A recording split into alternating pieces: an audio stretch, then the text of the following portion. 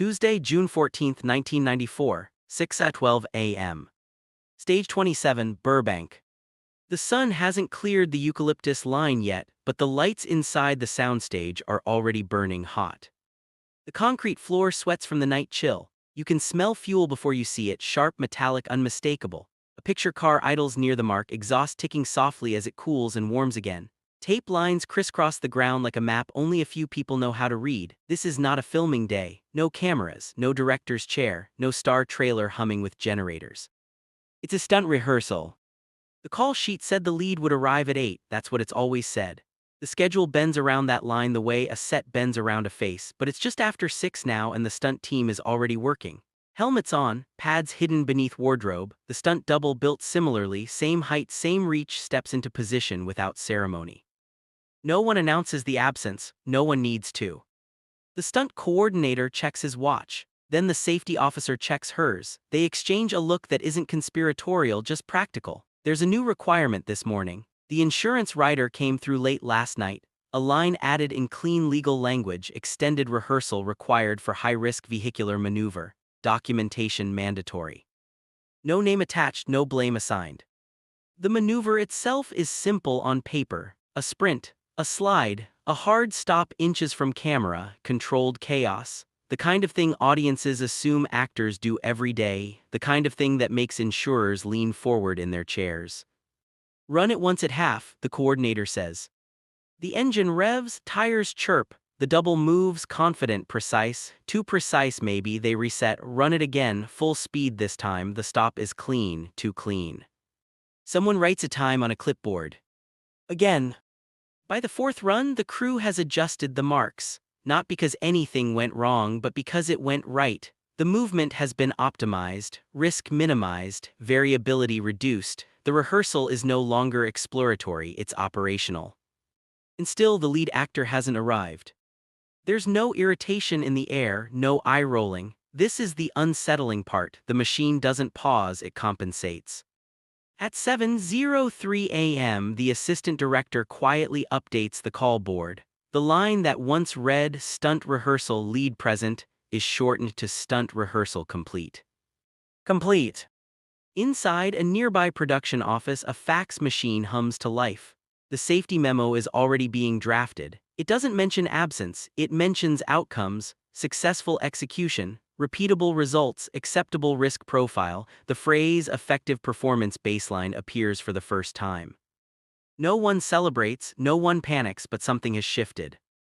You can feel it in the way the coordinator folds the diagram and slips it into a folder, in the way the safety officer signs without hesitation, in the way the assistant director stops checking the door. At 8:19 a.m., the star arrives. Sunglasses on, coffee in hand, apologetic smile, a minor delay, traffic, they say, always traffic. The kind of excuse that has worked for years because the system was designed to absorb it. But today no one rushes. Rehearsal done, someone says casually, almost kindly. The actor nods, relieved, less work, less risk. A small mercy in a demanding schedule. They don't see the clipboard, they don't see the memo, they don't hear the word baseline. Why would they? This is how Hollywood power moves, not with confrontation but with documentation. Not with raised voices but with clean forms filed at the right time. By mid-morning, the insurance representative has reviewed the footage. The movements are consistent, the timings are locked, the margin of error has been calculated without the star's physical presence. It's not a judgment, it's a finding. And findings have weight. What no one says out loud, but everyone understands, is that the set just learned it can function without waiting. That the most dangerous part of the day no longer depends on a name above the title. That reliability has quietly outranked celebrity.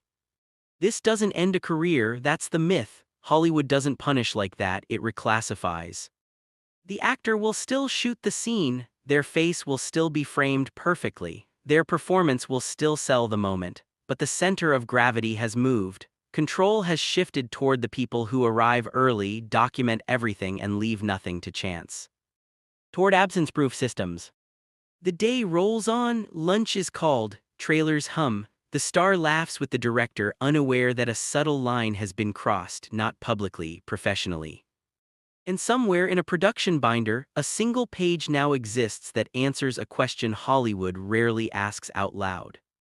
What happens if we don't wait? The answer, it turns out, is already on file. Wednesday, June 15, 1994, 9:41 a.m. Production offices, second floor, no windows that open. The room is quiet in the way only administrative spaces are quiet, phones muted, voices low, fluorescent lights humming with institutional patience. This is where movies stop being dreams and start becoming liabilities. The safety memo is already on the table. It's only 2 pages, no dramatic language, no red ink, just bullet points, timestamps, and a grainy still pulled from rehearsal footage. The header reads, Revised Risk Assessment Vehicular Sequence B. No actor's name appears anywhere on the document. That omission is deliberate. The insurance representative flips through it slowly, pen hovering but not touching the paper. Across from her, a studio executive listens without interrupting. He's learned that silence in rooms like this reads as confidence. The sequence tested clean, she says, repeatable, predictable. She taps the still frame, the stunt double mid-movement, perfect posture, exact placement. We can ensure this configuration. Configuration. The word hangs longer than it should. What about talent integration? The executive asks. It's phrased carefully, not the actor, not the star, talent integration, a variable, not a person. The representative shrugs, not dismissively, just neutrally. From a liability standpoint, the risk profile increases when variables are reintroduced. Reintroduced. No one argues, no one needs to, this isn't a power struggle, it's a math problem. Across the lot, the star is in makeup, flipping through sides, unaware that their physical presence is now officially categorized as an escalation. Not a necessity, an escalation. The stunt coordinator learns about the memo after lunch. He reads it twice, then a third time slower. His jaw tightens, not out of pride, not out of fear, but out of recognition. He's seen this before, just not this clearly. This is how leverage moves sideways. By late afternoon, the revised schedule is issued. It's subtle. The kind of change that only people who live by call sheets notice. The stunt rehearsal block is now labeled closed. No conditional language, no dependency. The star scenes remain untouched, for now. But something else appears, a new line item buried deep in the document, principal presence not required for technical validation. It's boilerplate language, standard phrasing, but its implications are seismic. You can almost feel the set recalibrating around it. Crew members don't gossip, they don't have to. Information like this travels through tone, not talk, through the way questions stop being asked, through the way decisions get made faster. The assistant director stops building buffers around the star's arrival time. The stunt team stops waiting for confirmation before locking plans. The director, who still respects the actor deeply, starts framing shots that protect performance rather than rely on it. Not consciously, instinctively. That night, the actor's agent receives a routine update call. Nothing alarming, nothing explicit, but there's a phrase that sticks. They're comfortable. Comfortable. With what? The agent presses lightly, asks about safety, about schedules, about flexibility. The answers are polite, reassuring, and vague. Everything's covered. Covered is not the same as committed. Days pass, filming continues. On screen, nothing looks different. The star is magnetic, charismatic, entirely present. Audiences will never know. But behind the camera, the logic has changed. Insurance approvals come faster when the star isn't involved in high-risk setups. Overtime costs drop. Fewer variables mean fewer delays. The production begins to feel efficient. Efficiency is intoxicating to studios. It's also dangerous to egos.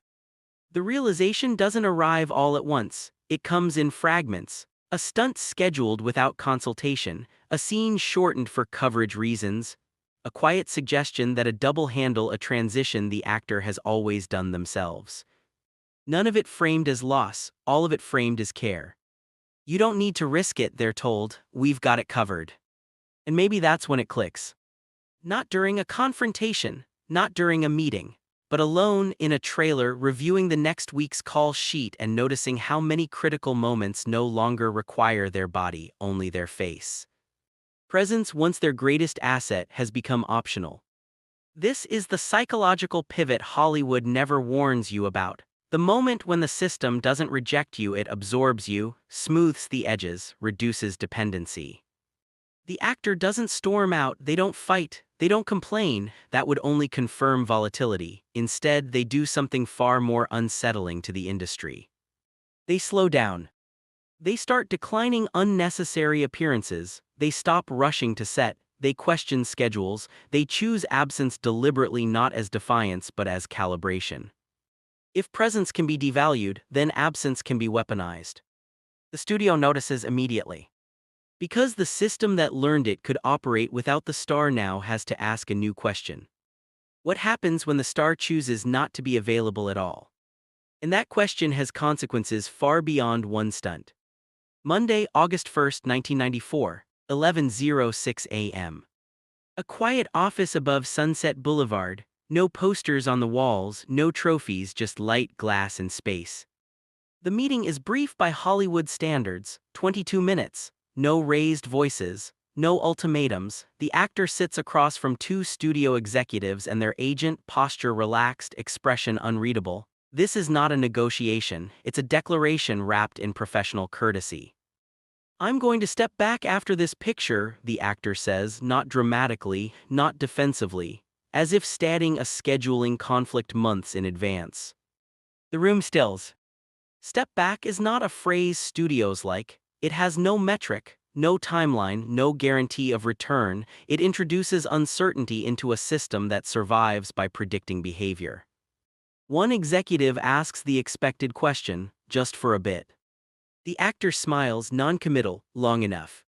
There's no mention of the stunt rehearsal, no reference to insurance memos or safety baselines. That would cheapen the decision. This isn't retaliation, it's recognition. The actor has understood something most stars never do, that constant availability trains the system to need you less, not more. By the time the meeting ends, nothing is resolved, no contracts altered, no headlines written, but a signal has been sent. And Hollywood listens to signals. Within weeks, word spreads not through press releases but through availability charts and casting grids. The actor's name appears less often, then disappears entirely from active consideration, not as punishment, as adjustment. Studios don't chase what might not show up. The irony is sharp. The actor has more leverage than ever, but only because they're willing not to use it. Psychologically, the pause is disorienting. For years, momentum has been identity, schedules have been proof of worth. Now silence stretches, days without call times, weeks without fittings. This is where many careers collapse, into anxiety, into irrelevance, into desperate visibility grabs. But this actor doesn't fill the space. They travel, read, sit in rooms without assistance, relearn what it feels like to be unobserved. It's not peace, it's recalibration. And slowly something changes. Agents start calling again, not with offers but with questions. Would they consider? Is there any chance? The language has softened, urgency has replaced expectation. The industry begins to feel the absence, not because production halts but because something ineffable is missing.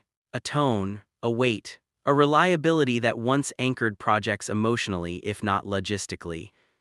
This is the paradox Hollywood hates. The more you prove you can be replaced, the easier you are to sideline. But the moment you refuse to be endlessly available, your value becomes speculative again. Speculation drives desire. The actor returns eventually, but not the same way. They don't come back to fill gaps, they don't arrive early or stay late, they don't perform risk for goodwill. They choose projects where presence is essential, not ornamental, where absence would break the film. Studios adjust, insurance policies are rewritten, schedules bend again but carefully, not out of deference, out of necessity. The stunt rehearsal that once replaced the star becomes a lesson whispered in executive offices. Efficiency has limits. Systems can function, but they don't always resonate. The actor never speaks publicly about the pause. No interviews, no memoir chapters that would turn strategy into spectacle.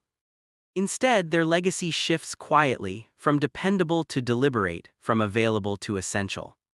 And Hollywood learns once again that power doesn't always belong to those who show up first. Sometimes it belongs to those who know when not to show up at all.